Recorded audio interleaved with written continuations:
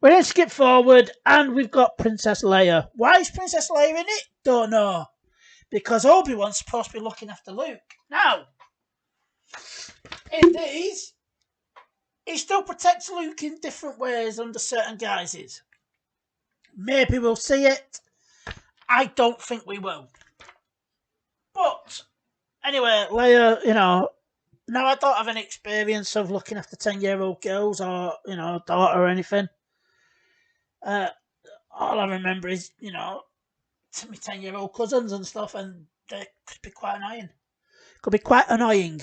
Anyway, maybe that's just maybe this is just how 10-year-old girls are. But the way they had her playing her was it was a 10-year-old being Princess Leia as an adult rather than a 10-year-old. That's how it felt to me. So they were playing her, with her attitude and her sass and whatever, as though she was far, far older than she actually is. And she, lays a verbal smackdown here and there. So anyway, she gets kidnapped. This is all done by Reva, who has found a connection between Obi-Wan and Bail Organa going back to the Clone Wars. And she sends some guys to capture Leia, who barely managed to get her. I mean, barely. They are, it's a chase scene that is just awful to see. So Bail gets in touch with Obi-Wan to, rescue her because that's Obi-Wan's job now, apparently. But whatever. Don't matter. It's okay.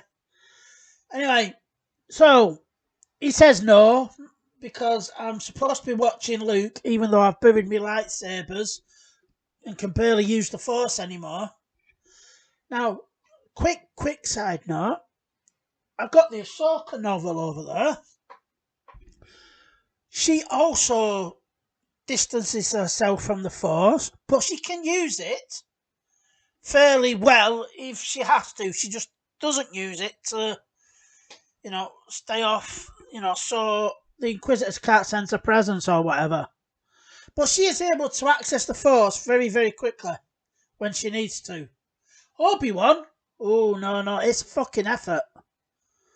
You know what I mean? It's like watching a 90-year-old trying to get out of a seat. It's like, oh, take it all out of you, that did. Grogu can use the Force better than Obi-Wan can at this point. Put it that way. Anyway, Bail Organa rocks up to Obi-Wan's cave because he knows where he lives as well. I mean, the only people who don't know at this point seem to be the Empire. And he persuades Obi-Wan to go rescue Leia. And off he fucks, lightsaber in hand, and we get episode 2 where he goes to save her. He saves her, and she does nothing but give him attitude. Maybe that's what 10-year-old girls do. I don't know. One day, hopefully I'll find out as a father. But that's what happens. She runs off from him as well. Even though he just clearly saves her life, or rescues her, she runs off from him. And then she demands that if he is a Jedi, use the Force. While the Empire is all around. Again, at 1 minute she's writing her as an adult, as a 10-year-old, and then she's completely stupid. I mean, if I was Obi-Wan Kenobi, and I know it's not real, it's not, but I'd have left her to the fucking Empire. Because she's that annoying. Now, again, it is not the child that I'm talking about. It is the way she's written and the way she's directed. And maybe she is acting exactly like a 10-year-old child would. But, when you see Obi-Wan, who is being talked down to by a 10-year-old, shut up. Come on. Leave her for the Empire. Fuck it. But anyway, they get told that there is a Jedi nearby, and it turns out he's not a Jedi. He's just using magnets and shit to make it look like he's using the Force. He gives them some information, so they can try and get off world, and Reva keeps hunting them. Like I said, it's her show. When all said and done, we knew this going back. Now there was the talk of the bait and switch, and maybe it will end up getting even worse. Like I said, I've not read the spoilers. So anyway, long story short, because fuck all happens really in the 40 minutes. Obi-Wan's about to escape, and the Inquisitors catch up with him. The Grand Inquisitor is going to go capture him, so obviously Reva being the obnoxious woman, because again they don't know how to write women any other way. She kills the Inquisitor so she can take the credit and the glory. And then Obi-Wan escapes anyway. So that's episode 2. It's just Obi-Wan running away and getting talked down to. Episode 3. So we're halfway through the season, this season special event. Call it what you want. So we're halfway through it. We've had Luke for a whole 10 seconds. Even though Obi-Wan is supposed to be protecting Luke. So bugger knows what's going on Tatooine right now. Because, you know, in the comics, there's pirates and everything going after the water river, going after the water and water supply and stuff that Obi-Wan stops. Not right now. Anyway, so we get episode 3 is very Vader-centric, which you get like a 2-minute intro where he's suiting up. If you've seen the intro to Halo, it's better than that. It is. It's better than the Halo intro. But if you've seen the Warhammer 40k video where they're armouring up the Space Marine, that is better than the other two. Just saying. So it's like, I think it's supposed to be this impactful moment. But I don't feel it. I'm sure many people did. If you did, great. I didn't. So this is Vader. You know, Vader gets a lot of lines. I mean, I'm not sure why they brought Aiden Christian back yet. I don't know why he's back, because they could have done anyone play Vader right now. We've not seen any Anakin flashbacks. So we have Vader who's in the back to tank, and he gets his armour on as he's getting ready. And he joins the hunt for Vader on this planet that they've gone to. The hunt for Obi-Wan. Obviously, Vader can't hunt himself. So we have an obnoxious woman who keeps going to Vader behind the rest of the Inquisitors back. Because, again, they don't know how to write women any other different than obnoxious. And the whole episode is Obi-Wan being saved. He's either saved by Leia, who's fast-talking, or he's saved by mysterious rebel agent, who we don't know who she is properly just yet. And that's it. He's saved 3 times in total. Once by Leia fast-talking, and twice by a mysterious rebel agent. Could this be a first fulcrum? Who knows? But anyway, Vader catches up to him in the end, and they have a bit of a fight. So, you know, A New Hope don't mean anything now. Fuck it. Because in A New Hope, Vader says, you know, the last time we met, you were the master and I were the learner, and now I am the master.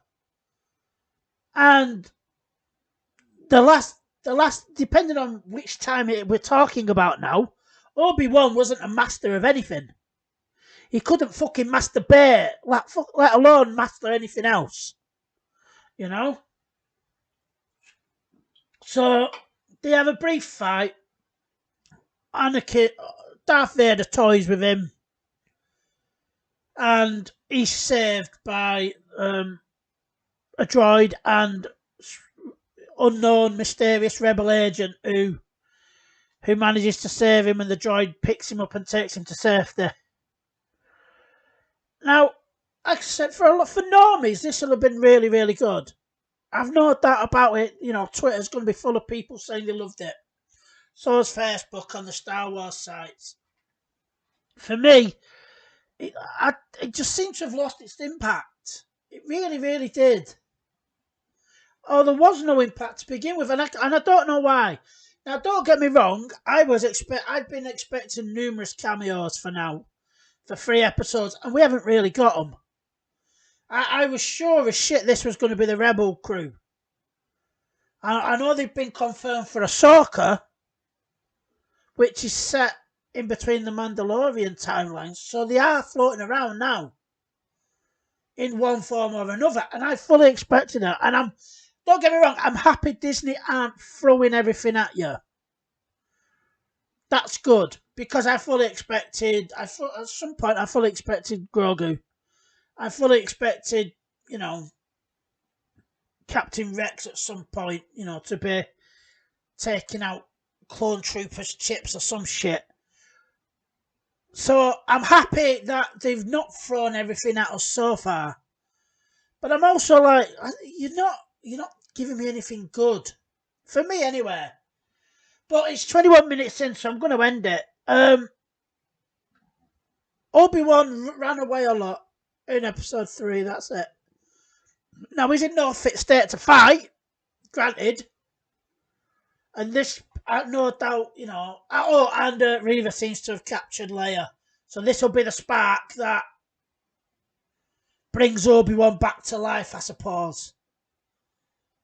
But it's just, all you've done, they've spent 3 episodes shitting on him, I guess to kind of build him back, but you've ruined the character for me. You could have had him dealing with things in a different way and still be the Jedi Master on a mission. Like, he keeps trying to communicate with Qui-Gon, but it's not working. Yet Yoda gave him the fucking instructions on how to do it and told him to train. Training I have for you in exile, he says. Or to paraphrase it. And he fails. He can't do it. Right? And it's just... No. You had a really good template with the comics. Yeah? A really, really good template with these comics. Because this would have given you prequel stuff. It would have given you up-to-date stuff. It would have given you Luke's search on how, further knowledge to be a Jedi. And it would have given you Vader's search for Luke. So you'd have done in between episodes 4 and 5, as well as the prequel stuff. But you didn't do that because Disney knew better. Anyway, that's it. I didn't want it to be as long, but hopefully you've got this far. Thank you very much. And I'll see you later. Bye for now.